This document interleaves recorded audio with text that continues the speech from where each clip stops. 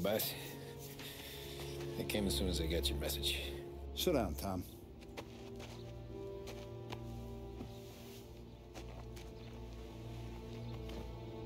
We have a mole, Tom. No. Who?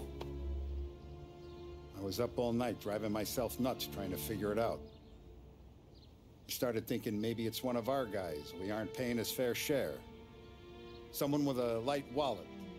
Maybe looking to Morello for a new suit. Frank wasn't around, so I went to the safe to get the account books. To see who's getting cents on the dollar he's earned. What do you know? The books are gone, Tom. Frank. More than 50 years I've known him. Everything I have, I got with Frank.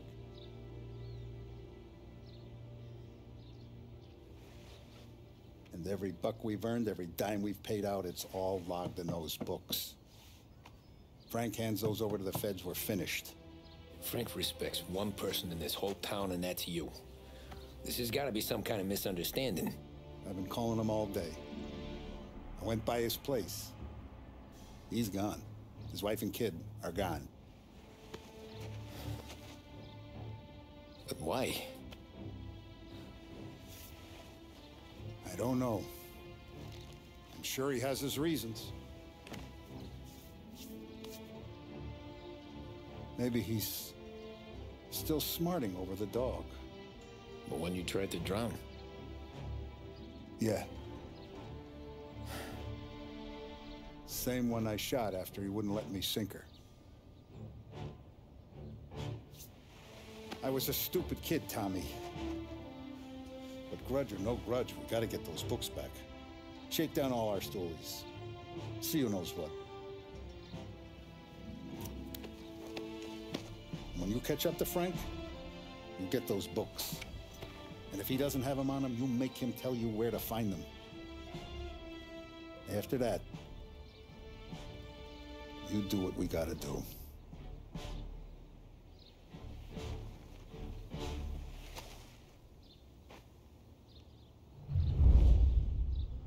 Vincenzo's waiting for you with a clean car.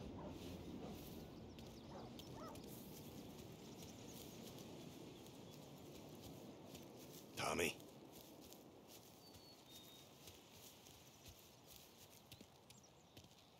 Tough day today, Tom. We gotta keep a lid on this, Tom. Start with Biff, but don't give him nothing. I got you a clean set of wheels. And something special here, if you want it.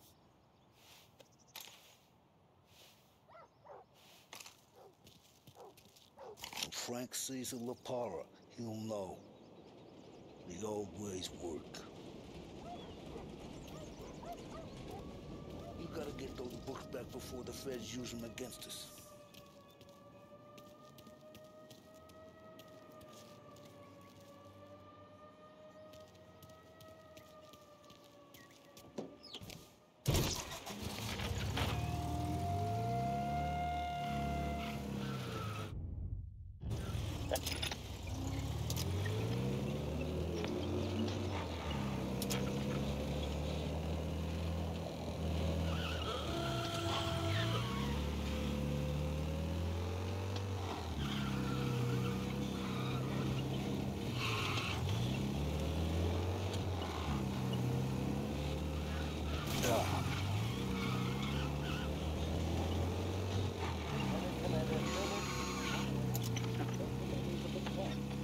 Brief account of the tragedy. He also spoke of the survivors' rescue by the German tanker, Phoebus. President Roosevelt has described the loss of the Akron as a national disaster and said that he grieves with the wives and families of those lost and the nation. We will bring you more on the disaster and the Navy's search as we receive it. Thank you for listening. We return now to our scheduled programming.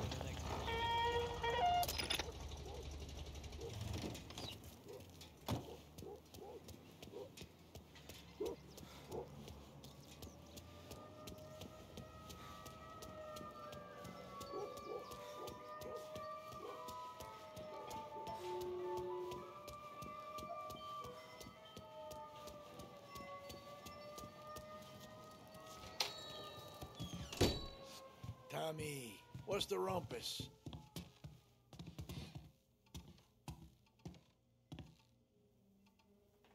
Heard any big news lately? Something that Don might want to know. It depends. What's it worth to you? $20. How about 40? All right, spill. The FBI's in town. They're getting something from Morello, but I don't know what. How'd you hear? Little Tony got some guy drunk in the Black Cat and drove him home. Heard a bunch of stuff, so he's the guy you want to see. Okay. Thanks. Always a pleasure, Tommy.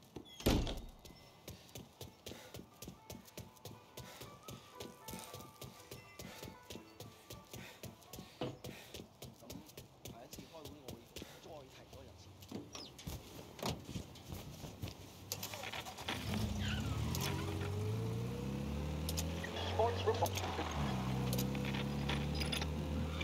Gang. Our very own Lost Heaven Lancers are out on the road, deep in enemy territory as they take on bitter rivals, the Empire Bay Cannons. This year's Gold Series is shaping up to be one of the best on record, with both teams matching one another blow for blow. Despite the Cannons' home field advantage and an early lead in the series, the Lancers have bounced back and have really taken their rivals to task. Many of the plaudits and column inches have been dedicated to one man. Lancers pitcher Bunny Smith is one of this year's standout performers. And with this series tied at 3-3, he may well be the key man that brings the Wistman Trophy back to Lost Heaven.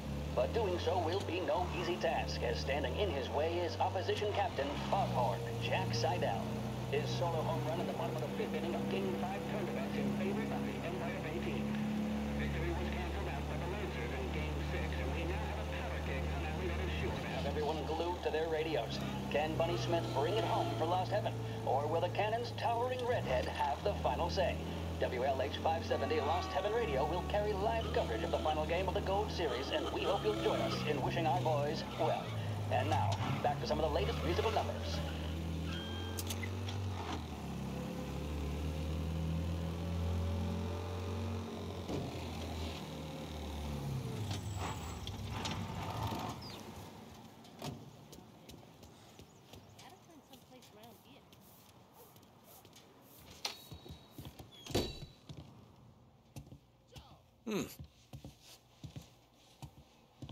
Everything okay, Tom? Nah, it's not. What's this about the guy you drove home who's with the feds? He came in for a drink, which turned into 10. He's hired muscle for some kind of safe house. Where? Oak Hill, corner of Pine. He gave me $10 to drive him back and keep my mouth shut. Let on that Councilor Gilatti's brokered some kind of deal between Morello and the FBI. They were all ready to sit tight on someone in there. Why the hell didn't you tell us? Tom, I did. I came in to see Frank straight away. He didn't tell the Don? No, he didn't. Tom, what's going on?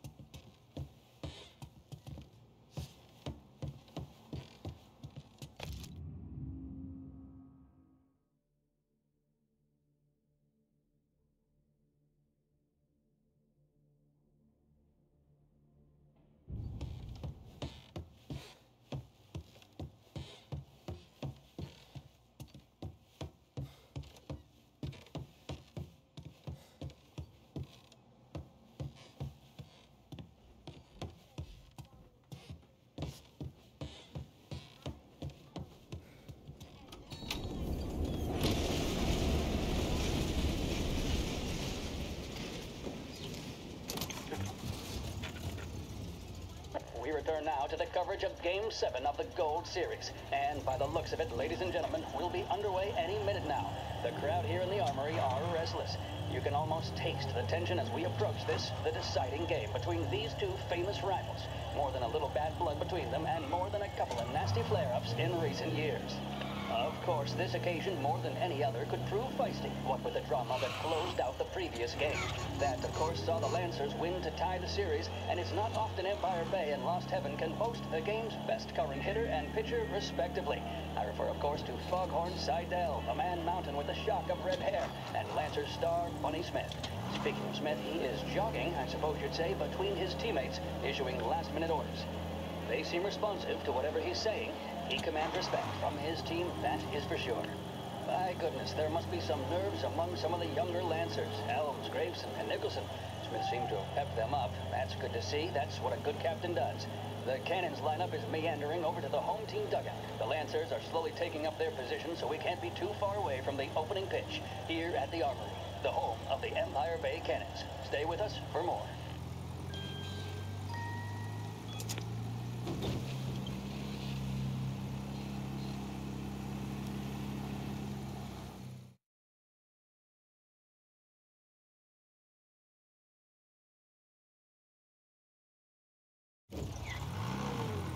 Looks like the place.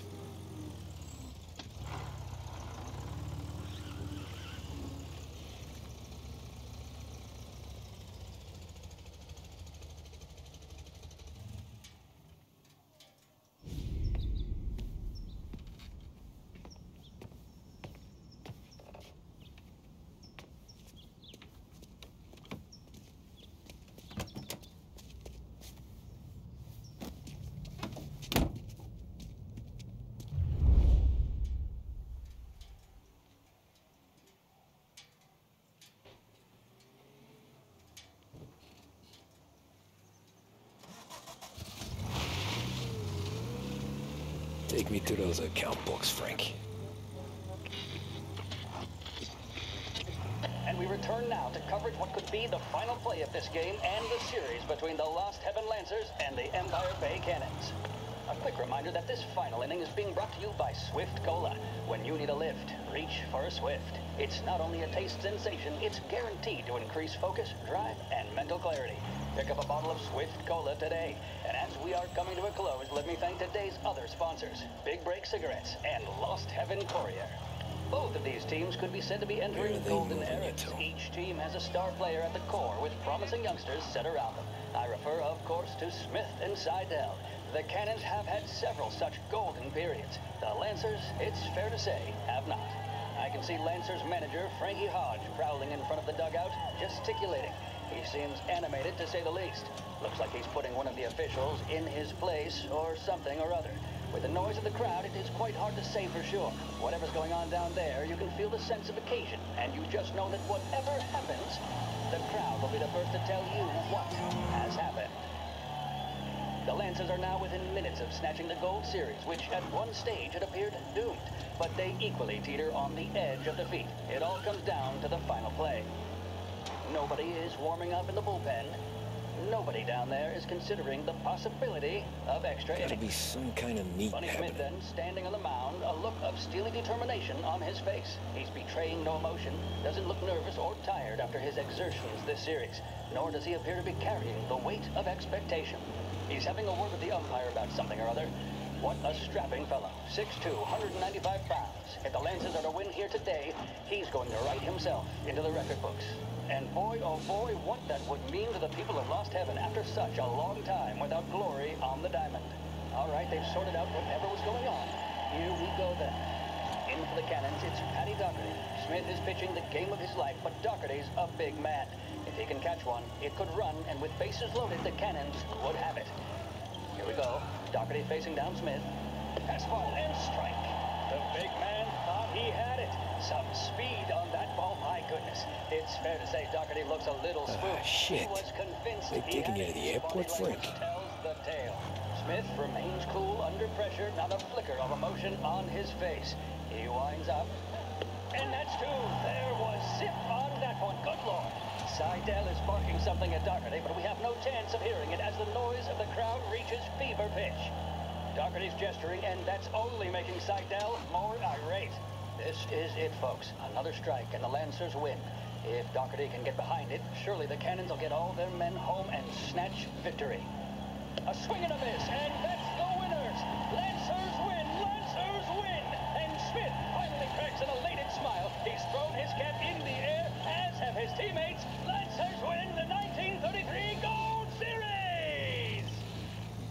a public service radio station for the people of Lost Heaven. This is WLH 570.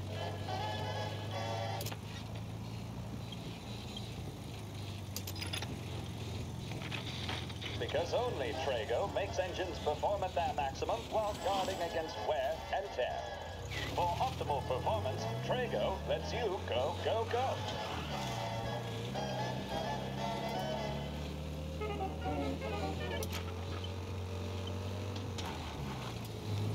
Christ, they're flying him out of state or something.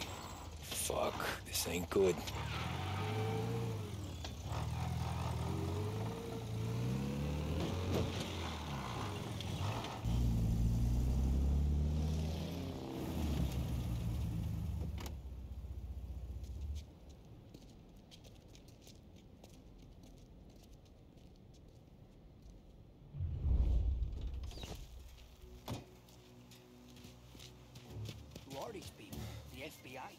Guy just flashed a badge at me and forced me out.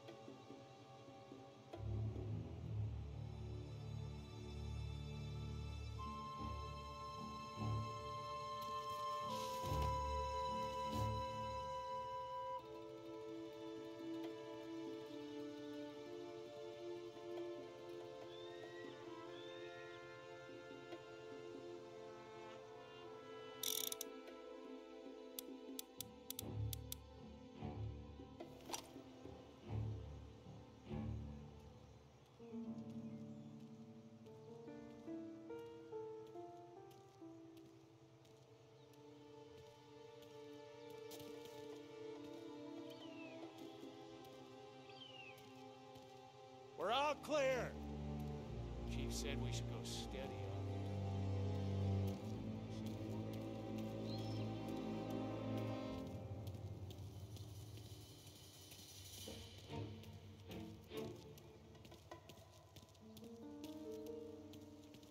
Anyone know what's going on? They're with the FBI. It's some sort of handover. Someone's being flown out.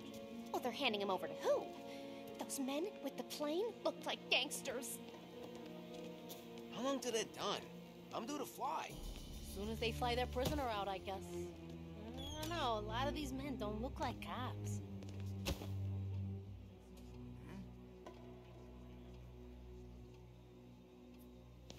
That's odd. Who's this lug trying to impress?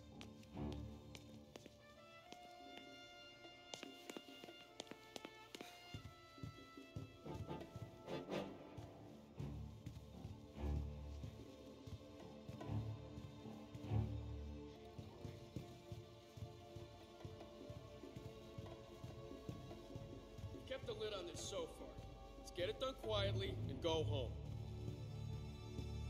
I heard there's some boy the feds are handing over before he's flown out in a civilian plane.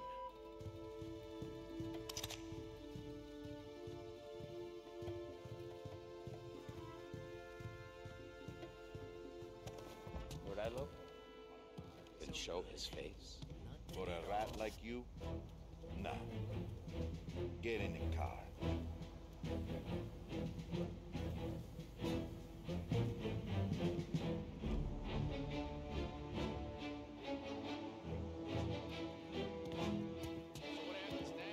Once Morello gives us the books, our accountant guys will go through them with a fine-tooth comb.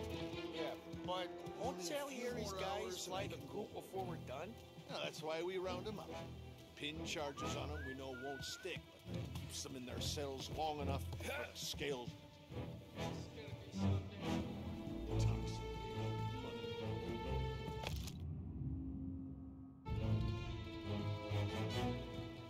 Looks too big to throw out. We're gonna make history.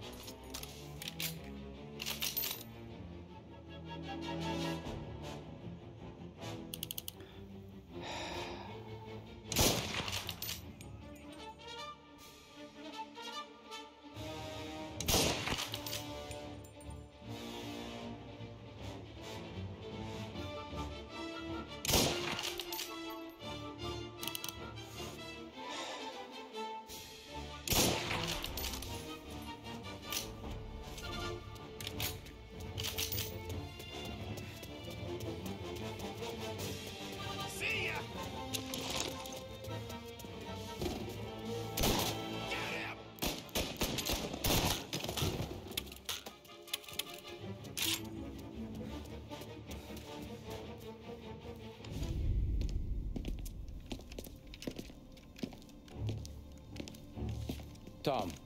Frank. The Don sent me. I figured as much. I'm sorry it had to be you, Tommy. Anything you want me to tell him? I wish it could have shaken out better, but Morello finally came after me. It's okay. You can come out.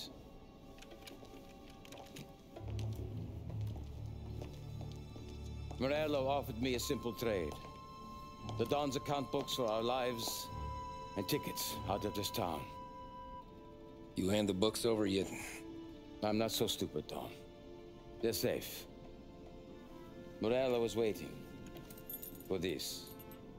It's a key to a box in the Grand Imperial Bank downtown. I told Morello I'd hand it over after the plane was fueled and ready to go. His men were meant to fetch it before we left. I took care of them. Told them to get on a plane. Go on, March. Alice, get aboard. Frank, you're coming with us. Not right now, honey. Just get buckled in. Tommy and I, we have some serious business to discuss. But Frank... Get on the plane, March! For Alice. For me. Get on the goddamn plane, please.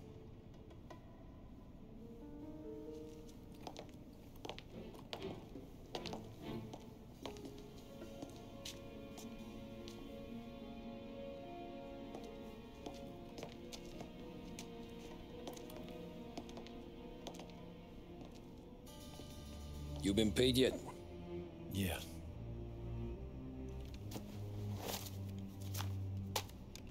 Now you've been paid twice. You take the ladies wherever they want to go. Yes, sir. Thank you, Tom. Christ, Frank. Why didn't you ask us for help? I guess I just wanted out. One way or the other. I'm tired, Tommy. Tired of lying to my wife. Tired of checking under my car every time I take a Sunday drive. And tired of waiting for the dawn to put two in my temple.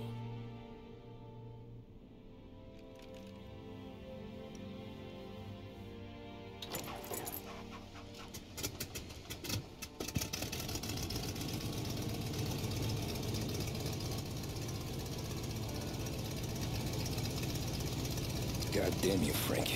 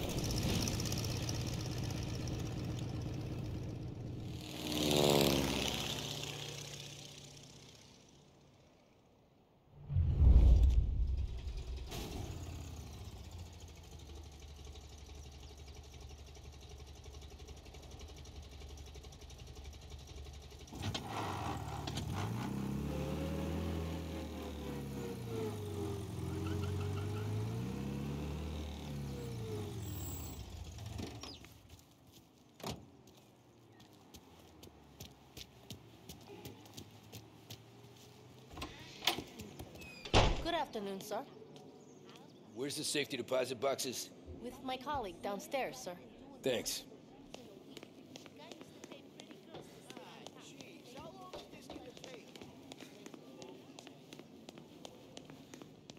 Beautiful day, huh? Uh-huh.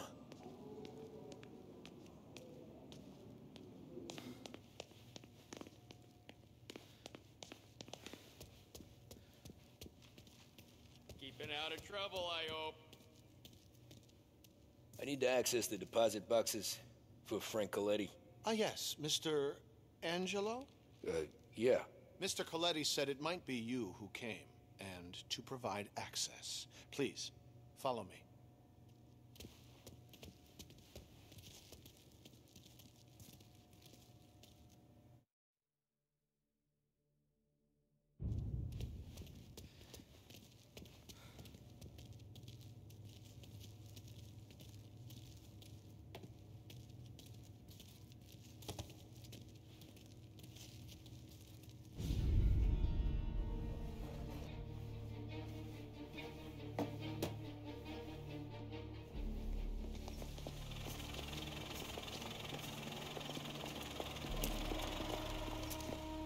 I got the books and covered my tracks.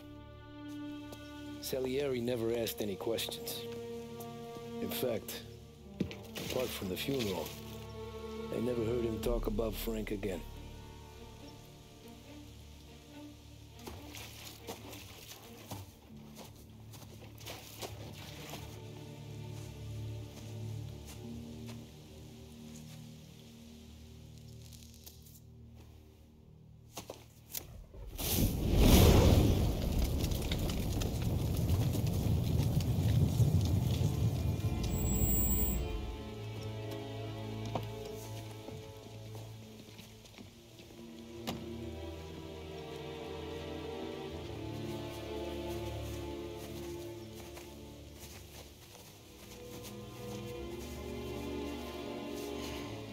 You're making my boys twitchy, Marcoux. Sergio and I just came by to pay our respects, that's all. Known Frank a long time. Almost as long as you. He's a good man. Smart. Loyal. Loyal to his wife. His kid above all else. There must be some kind of honor in that in you. Maybe. But I'm still looking at this headstone with his little girl's name on it. It's a hell of a thing.